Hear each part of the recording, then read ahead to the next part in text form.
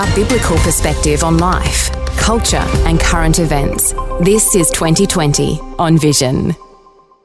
Well, let's turn our attention to the Christian persecution that's happening right now as we speak in India. The northern India state of Uttar Pradesh has tightened its existing anti-conversion laws. They've added life imprisonment as a sentence for those convicted of forcibly converting another person. Adam Holland is the CEO at Open Doors Australia, and an absolute privilege to have him back. Adam, a special welcome back to 2020. Thank you, Neil. It's a pleasure to join you. Adam, take us into the reality for Christian believers in India, because the reports I've seen, church buildings being destroyed, people being imprisoned and beaten, facing constant threats from authorities. Is that true? Sadly it is, Neil. I think the reality that we often tell in the stories from our work in the field is the brutality of the smash persecution, as we often describe it, but there's also squeeze persecution, that reducing of opportunity to follow Jesus freely, and that is creating urgent needs around the world, sadly, as it has for many years, and India is no exception. Your listeners might have followed in the news as they had their federal election earlier this year, so that was it was actually quite a few weeks in the lead up to the end of June. And sadly, there was increased incidence of persecution as that Hindu nationalist agenda sort of played itself out, because there's no place for, any other religions, but particularly Christianity. Smash persecution or squeeze persecution. And sometimes we might be thinking about the severity of the persecution. Clearly, smash persecution is the worst. Squeeze is still dreadful, but maybe not as bad. Are you describing what's going on in India now, though, as smash persecution, or are we heading from squeeze towards smash? It's a great question, and it's both. Often smash persecution, just sheer violence against Christians, occurs in contexts where there's less government control.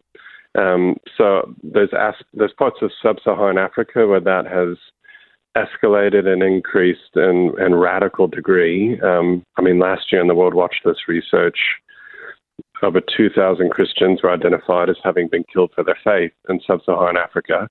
But that's less about a government agenda and initiatives, and more about where there's parts of countries that just militant groups control them, or as some Islamic groups have extended further south into the continent, they just take over territory. So that's smash persecution, where it's sheer violence, and we see this in other countries as well, but less or no government control. In some circumstances in India, there's regions in India where this is becoming more and more expressed. It's sort of like a Venn diagram where two circles are moving together, where the squeeze persecution is driven from the government and the broader society, and that enables the smash persecution, and those that perpetrate that sort of persecution to act with impunity. So sadly it's both, Neil. I imagine we might be thinking of visitors to India or missionary endeavours that might be under the radar in India. But these particular ones maybe not as much at threat as that ordinary Indian national, because this Hindutva, this tightening of a nationalism, and making Christianity a foreign religion that needs to be repelled, it's people who are then converting to Christianity who are the ones most at risk. What sort of things are they at risk of? Yeah, absolutely. So there is, as you say, there's challenges to work on the ground for those who operate in India as parts of charities and not-for-profits and ministries, officially or unofficially. But these laws are more directed at Indian citizens, and specifically, as you said, anti-conversion laws that really go against constitutional rights to freely practice and profess religion. That technically is there, but it's just being eroded away. And So it's different in different states or regions, but essentially it's the agenda to make India 100% Hindu. And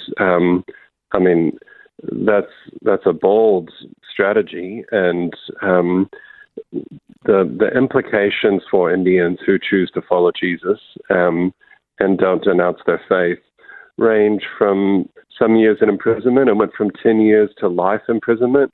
Imagine that if you led a prayer meeting and police arrested you saying that you were converting Hindus to Christianity, and then you face life in prison. That is sadly the reality of charges against Indian Christians. But it ranges in the spectrum of impact. It can be held for interrogation for days, for weeks. It can be the closing down of churches, or just no opportunity to actually speak publicly about your faith at all. So there's a whole range. There is the sense, isn't there, in which when you've got forced conversions or conversion laws, where someone is offended, so they make a complaint to the authorities, and then the law takes over. And how does that work? Because, as I understand it, there's one particular pastor, Pastor Laxman, who's been through dreadful punishment here. Do you recall his story? Oh, it's so devastating. It's an incredible testimony of a faithful witness to Jesus. So he was abducted from his church mid-service, and there were accusations against him. Other members of the church were forced to sign blank documents, so nothing was written on them, but they were forced to sign them, and then later was accused of forced conversion. He went to prison, and it's really that agenda of anyone that was a Hindu and became a Christian. The community looks at that and is highly critical. And so they look at the leadership of the pastors of the groups or the churches where that's taking place, and then they go after the pastors. For Pastor Laxman, when he was finally released on bail, his church had been burnt. The building's gone, it's closed. But part of his inspirational story and just his passion is he wants to see God's work continue. You can burn down a building, but you can't close the church, in that sense, the ecclesia, because God has been at work in India forever, and will continue to be. And that's the perspective that Pastor Laxman and so many other Christians there have. And these laws are tightening all the time and empowering Hindu people to stamp out any of these foreign religions. That's stamp out Christianity. And there are new laws that are coming before the Indian Parliament. What will they mean for people who lodge complaints in times to come? Yeah, well, it's essentially the escalation of severity of impact on Christians that are accused. So, principles that we would hold really, really dear in Australia or other countries, trial by jury or clear, the ability to defend yourself. The rule of law exists in India, but it has that religious element applied to it and that nationalist Hindu element applied to it. So the deck's completely stacked against you, and the changes in legislation essentially escalate that further. So, the life imprisonment is one example. The others really stem from lack of evidence. So,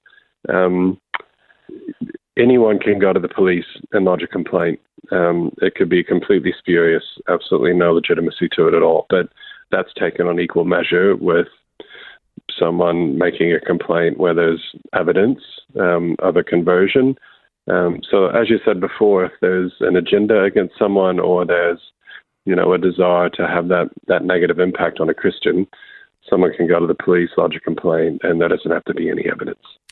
Well, India, now the most populous nation on the face of the earth, and this sort of dreadful persecution against Christians continues.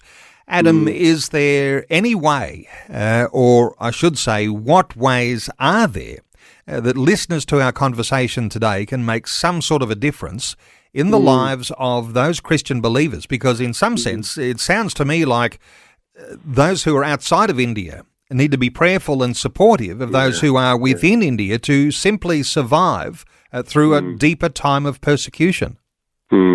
Yeah, thank you, Neil. I mean, I'm part of a prayer group. We sort of prayed through the World Watch List in a different way this year. We've done it alphabetically, not in order of the rankings, but however people choose to pray for persecuted Christians. And the World Watch List is such a great resource, and the prayer guide that can be found on our website. But to your question of the support, both prayer and financial, from outside the country, that is growing in importance because the severity and the nature of the persecution that Squeeze and Smash is increasing.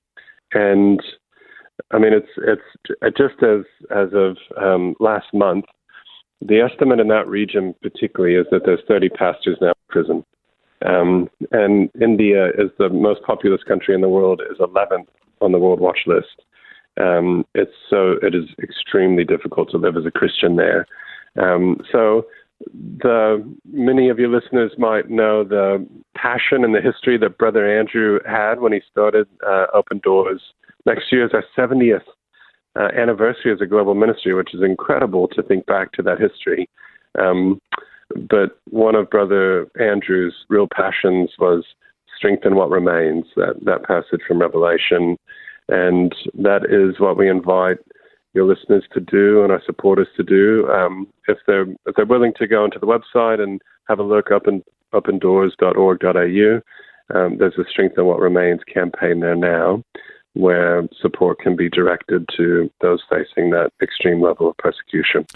The Strengthen What Remains campaign. And we're talking to Open Doors with almost 70 years history of helping the persecuted church survive when there are dreadful waves of persecution like we're seeing today in India. And when you hear of 30 pastors imprisoned because of their faith, you might want to support that appeal. Let me point listeners to how they can make that support. opendoors.org.au. That's opendoors.org.au. Adam Holland is the CEO at Open Doors Australia. Adam, thanks so much for those insights today on 2020. Neil, thank you for the conversation, and thank you for your listeners and the prayer and support for the ministry of Open Doors and those that we serve. Thanks for taking time to listen to this audio on demand from Vision Christian Media. To find out more about us, go to vision.org.au.